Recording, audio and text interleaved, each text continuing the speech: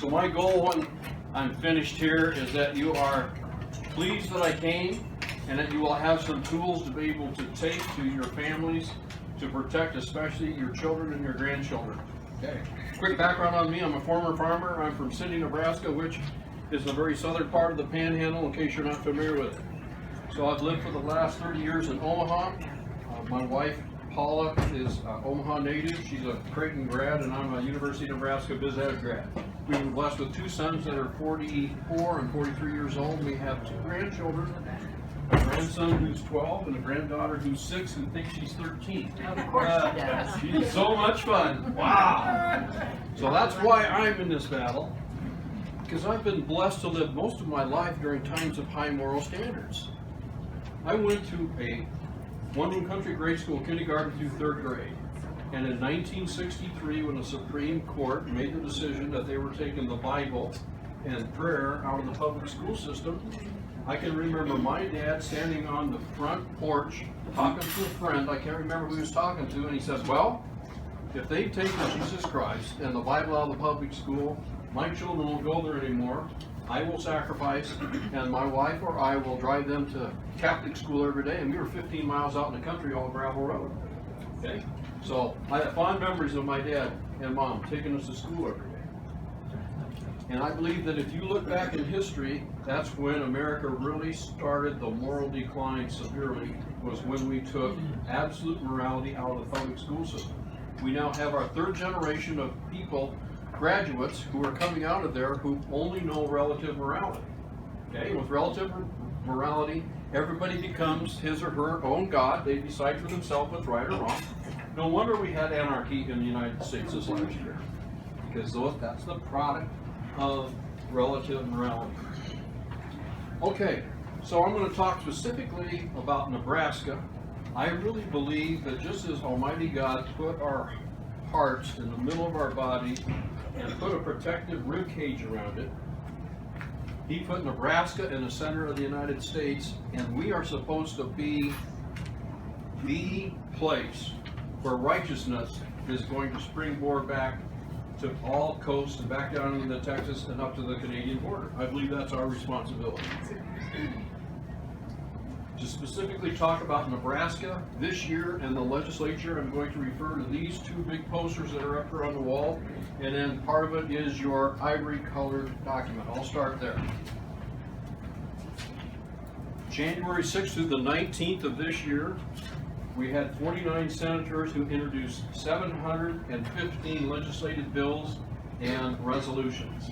Now, in 9 days, 715 is like taking a fire hose that's 12 inches in diameter and trying to take a little drink and sip out of it when it's going by at 1,000 pounds per square inch. It is absolute chaos. We were blessed to have 9 volunteer families. Everybody took one night and they went through all the bills that were introduced that day. And they produced a list of, here's the bills we're concerned about that look bad, and this looks like some good bills that we may want to support. From their help, then our board of directors got together and we created a list of the top 25 bills that we wanted to really work with. We had 9 that we wanted to support and 16 that we were going to oppose. So I want you to just look at the white sheet now real quick, because that is the 25 bills. You have some biblical quotes at the very top. And the first one really ties in beautifully with what Dr. Christian had to say. Proverbs 24:10. If you remain indifferent during times of adversity, your strength will depart from you. Again, if you remain indifferent during times of adversity, your strength will depart from you. And I have to say that I know a lot of pastors in a lot of different denominations. And there's a lot of them that are scared to death to preach from the pulpit truly about our faith and really call what's right is right and what is wrong for whatever the variety of reasons are. They're afraid they're going to lose their denomination or going to lose their main supporters, whatever it is. And when I think of the black robe regiment in this country who used to preach and then, all right, men, we're going to war, and they took off their vestment and they grabbed their muskets and they led their team to war, we don't have very many of those pastors in our pulpits today. So that's part of the reason why we have the challenges that we do. And then you see these three other quotes, two other that come from Proverbs. And I just can't wait for the day with Proverbs 29:16, when the wicked are multiplied, transgressions increase. Boy, do we see that in our current administration right now. But the righteousness will see their fall. So that's why we need to be people of prayer and action, so that we can actually see righteousness win. And then Luke quote is all about, when Jesus comes back for the Parousia, will he find the faithful engaged in the public square? And so that's what Dr. Christian and his whole team right here are constantly doing on a daily, weekly, monthly basis with all the things that they're doing, and that NFFE members across the state of Nebraska are doing. We're really working hard to be people of prayer and action. So I just shared this list. Here's of all 730 bills. These were the top 25 that we decided that we were going to oppose or support. And when you look at this colored column right here, you'll see that most of them are opposition. I can tell you, unfortunately, that the progressive left introduces 200%, 300%, 400% more bills than what the conservatives do. Most conservative senators will introduce 5 to 8, maybe 10 bills a year. We have progressive senators down there that are introducing 40 and 50, and last year I believe was a record 72 bills from one man. Wow. And they're all trying to erode our traditional parental rights. They're all trying to take away our First Amendment rights and our Second Amendment rights. So that's why we have to play so much defense down there. So if you'll, the fourth one down, LR11CA, epic consumption tax. If you just put a big star beside it, I put a green highlight by mine. That is really, really exciting for everyone in this room and every other Nebraskan. And the man who knows the most about it is Rob Lowell right here. And he and Senator Erdman have been working hard for the last couple of years. We're talking about the elimination of real estate property taxes, personal property taxes, Nebraska sales tax, inheritance tax, income tax, both for individuals and corporate.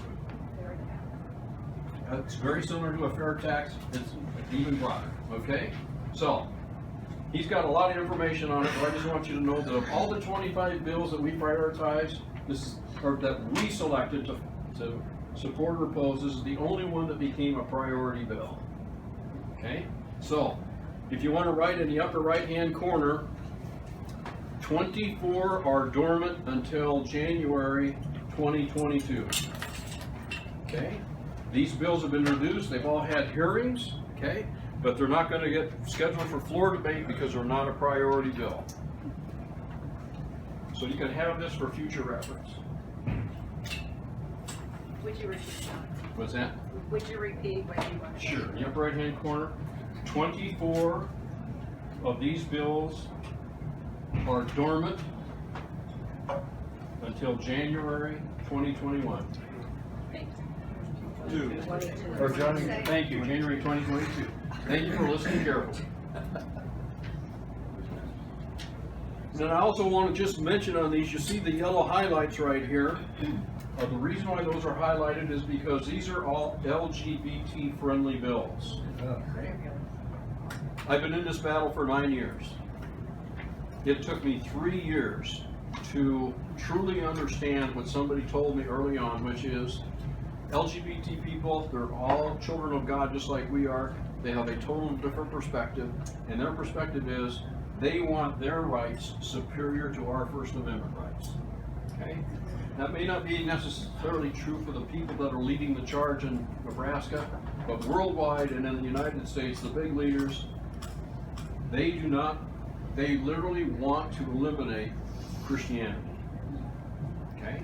And the proof of it is, these type of bills that you see right here, the language is very, very similar to language that's been introduced in Washington, Oregon, California, New Mexico, Colorado, and Massachusetts.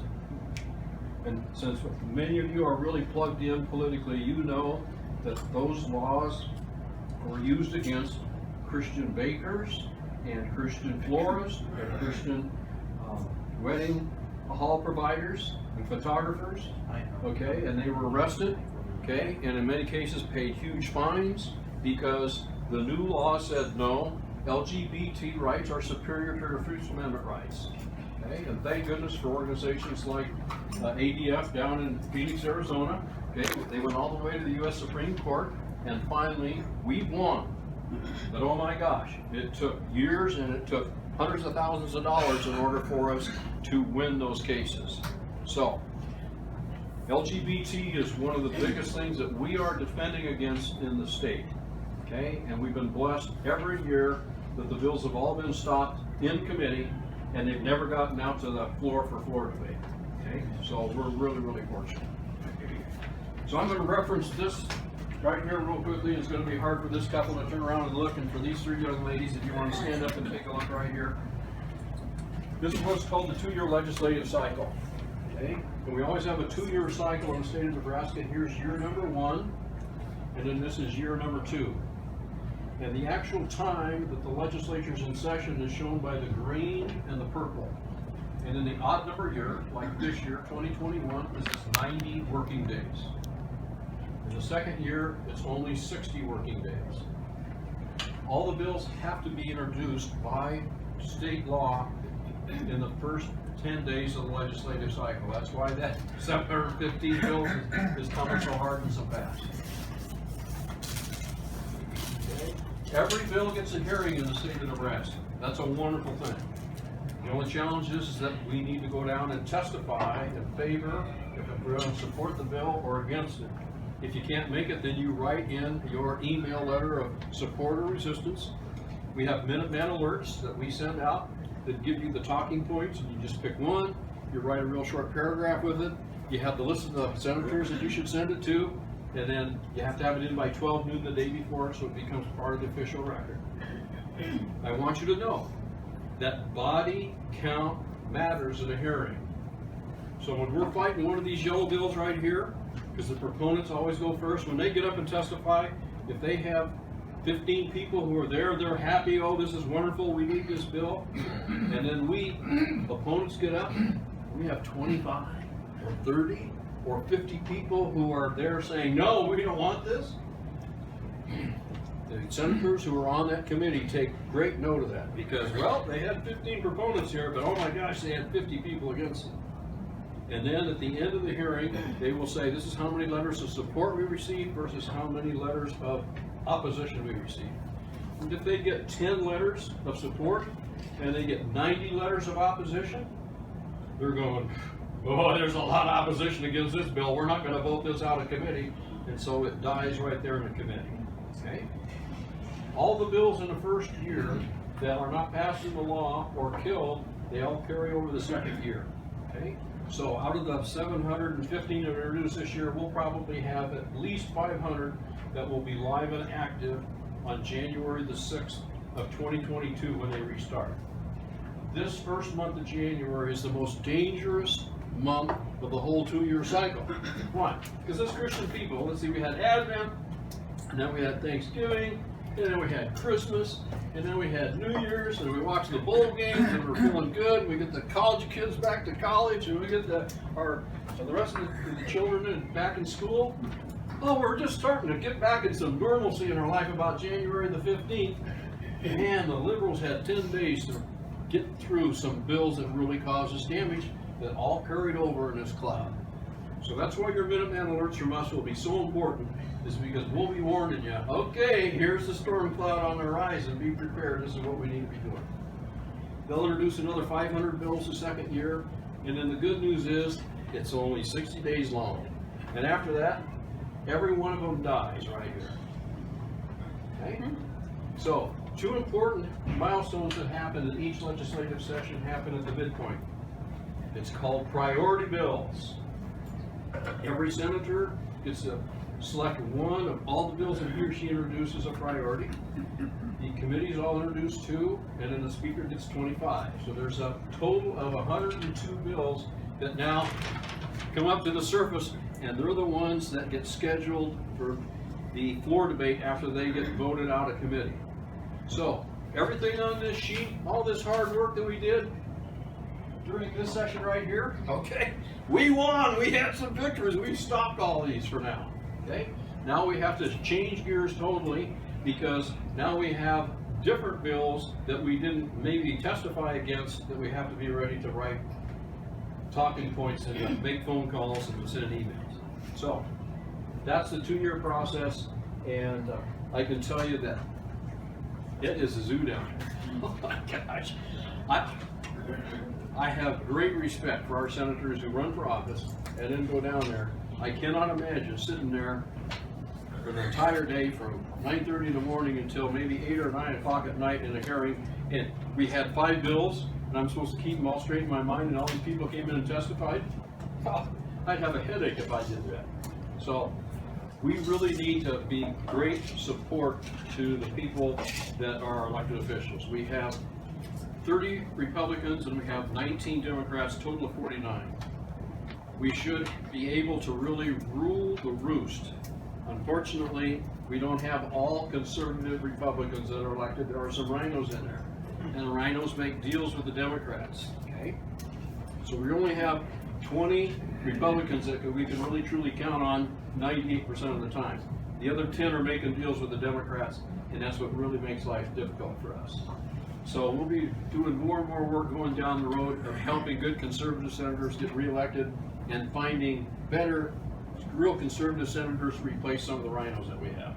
That's the only way we're going to really win over the long-term goal. So I'm just going to stop. Anybody have any questions you'd like to ask about what I presented so far? Not necessarily what you presented, but my curiosity is about the committee chairs and how the Democrats want it to be private voting, and we sent stuff. No.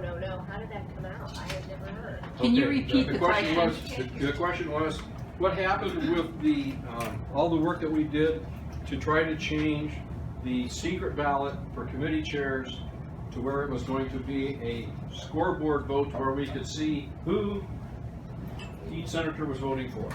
We made progress, okay? But we didn't win the war yet, okay? Senator Halloran from Hastings, who's a really good conservative senator, was the one who brought a motion to change the rules. We have to change the rules, because in the rules it says that the vote is supposed to be a public vote. Well, excuse me, that's what the Constitution says, that it's supposed to, every vote is supposed to be a public vote.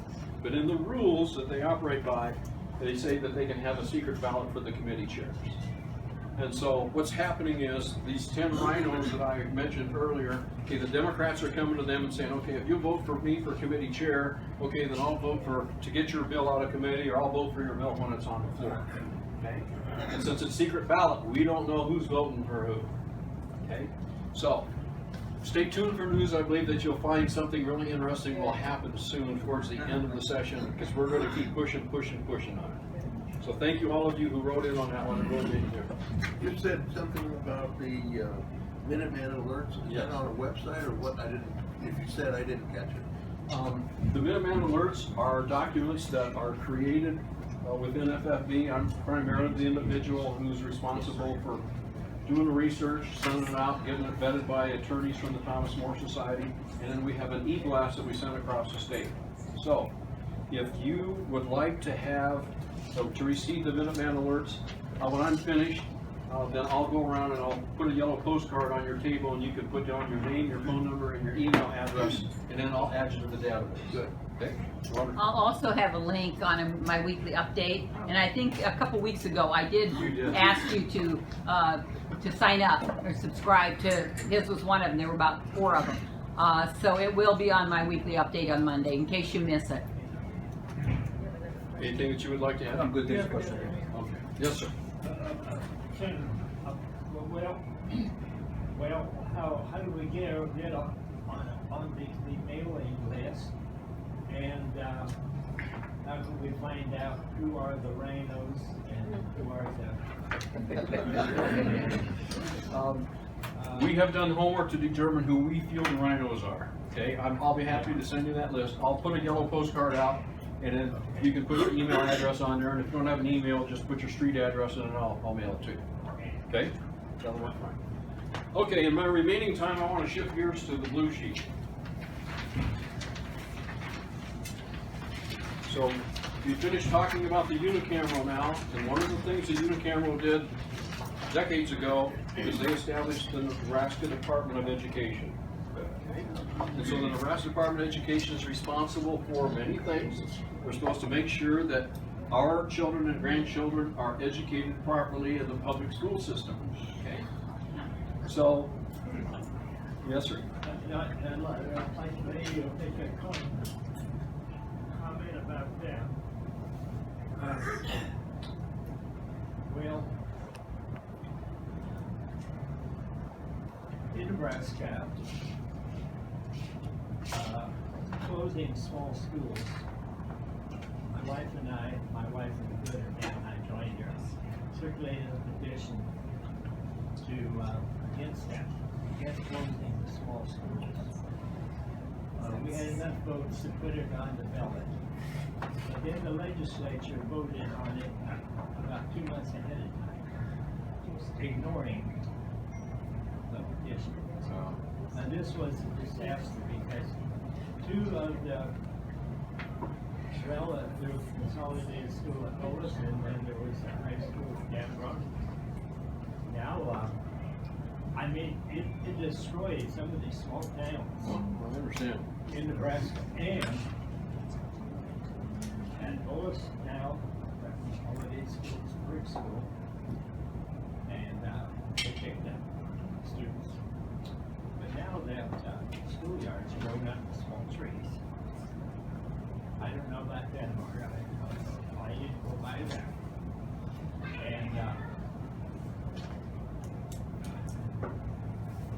And of course, the NEA probably bought off these legislators to go ahead and do it ahead of time.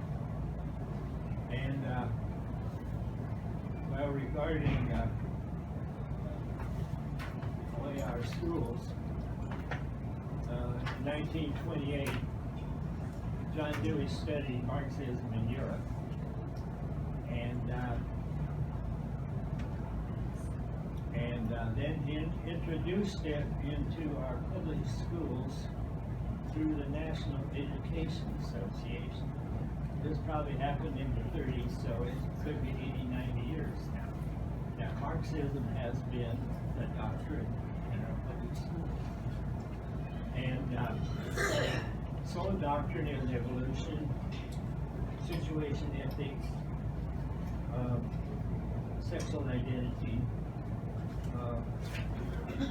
self-esteem, a relative truth, you were talking about relative. So that's been the doctrine. It's all opposed to Christianity. It is. Every one of them. And unfortunately, they've been very, very successful with it. They really This have has been. a disaster. So thank you for your points. I really appreciate the fact that it's been an 80 or 90 year problem, really is. So we really need to focus on it. So here's the latest example of that Marxism that they're trying to bring into our school system with the blue. So how many in here have heard that the Nebraska Department of Education 2 weeks ago came out with new health education standards? Raise your hand if you've heard about it. Yes, look at this. I get to preach to the choir. Wonderful. Okay, so how many people have taken the survey? Hey, it's a challenge, isn't it? It is onerous. It is a pain in the rear end. You'll discuss your ancestry before you get done. I can assure you, it's just terrible. So, we need more people to fill out the survey. That's part of what I'm going to tell you about. And then we need people making phone calls. Okay? So that's what this blue sheet's all about. And before you make your phone call, I would suggest that you put a photo of your children and or grandchildren, and if you have great-grandchildren, right up there where you're going to be looking. Because that's why you're making this call, is for them. Okay? Any one of us in this room, we could die and be in front of our Maker before the sun sets today. Okay? But our children and grandchildren, probabilities are going to be around here a lot longer.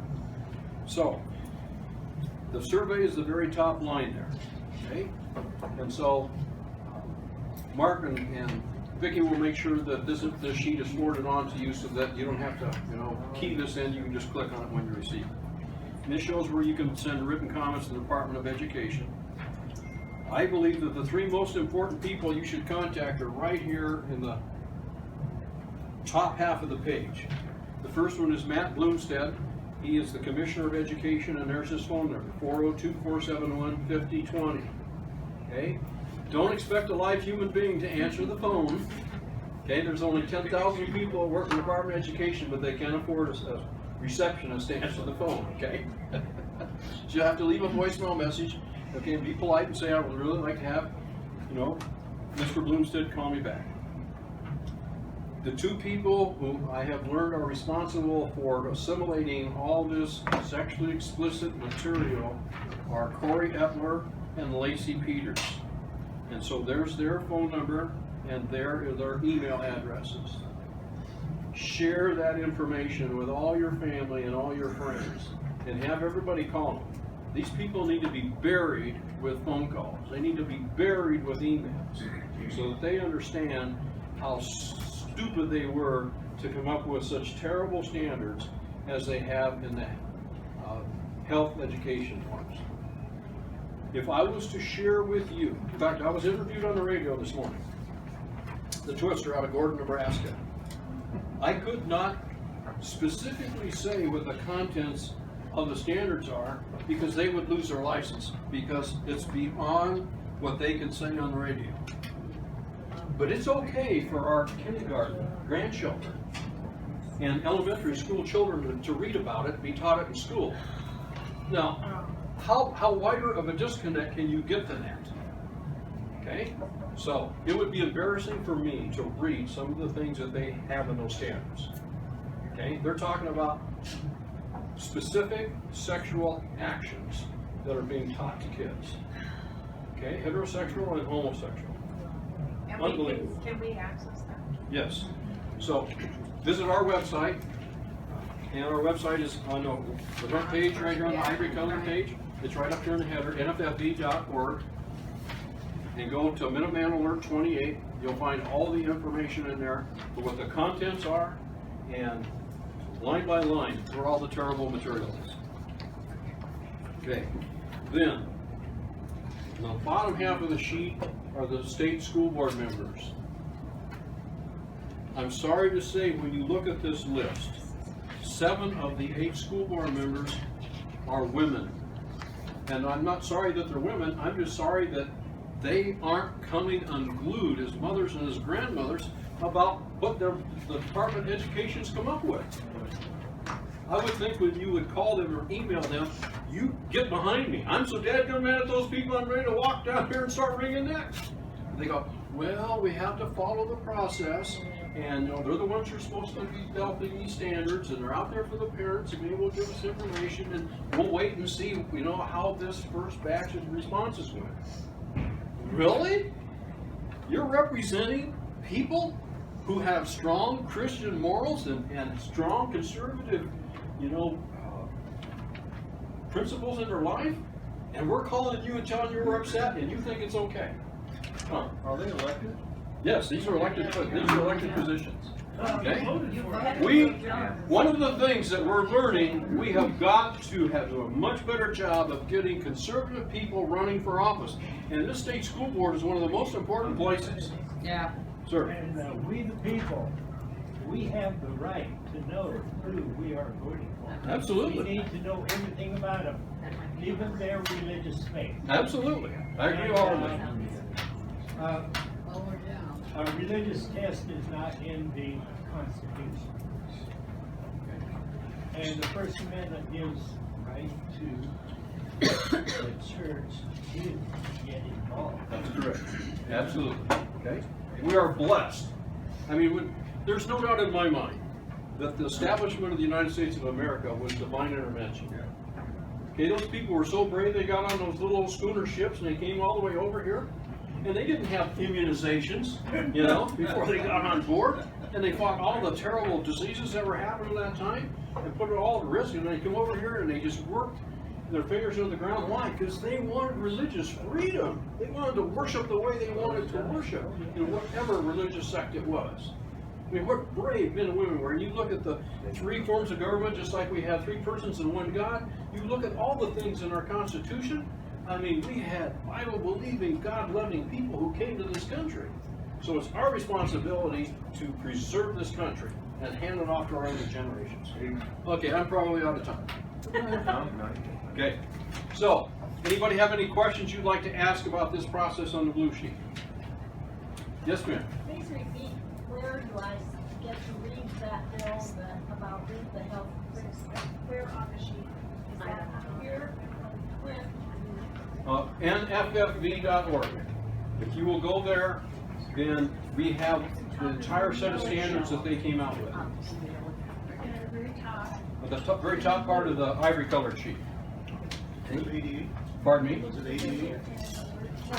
Oh, LBADE? No, ADA is the protect free speech for the high school. Oh, yeah, the Minuteman Alert 28, I'm sorry. I have a little bit of a hearing loss and didn't get that.